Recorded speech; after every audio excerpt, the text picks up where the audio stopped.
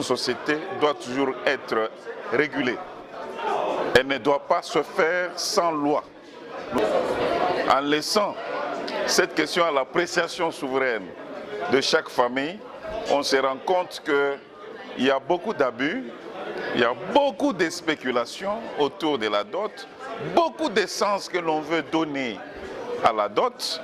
Je crois qu'il faut vraiment que dans ces domaines, l'État intervienne. Du fait que ce dernier a fait de la dot d'abord une obligation de fonds pour qu'il y ait mariage, il doit être aussi à mesure de pouvoir codifier, en tout cas apporter de plus amples précisions par rapport à la taille, par rapport au sens même qu'il faut accorder à cette dot. La dot favorise la masculinité toxique, c'est quand au niveau de la famille de la fille, on fixe un montant exagéré, un montant qui va largement au-delà des limites ou de capacités conjoncturelles de l'homme.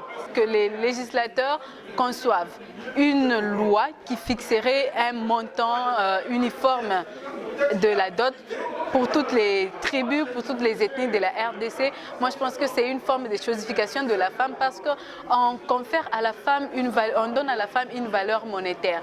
La femme est un être humain à part entière et donc elle n'a pas des valeurs qui peuvent être évaluées en argent ou en nature. Mais en même temps, c'est demander aux familles, à la société et aux filles de parler de cette question dans nos familles et pour qu'on arrive à trouver un juste milieu entre la culture, les us et coutumes, la religion et les croyances religieuses et aussi la loi. Quand on vient verser la dot pour une fille, on l'honore.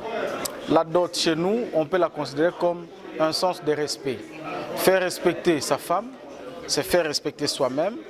On la fixe selon que l'on peut honorer sa fille ou honorer sa femme, selon que on peut honorer son beau-fils ou sa belle-fille. Voilà.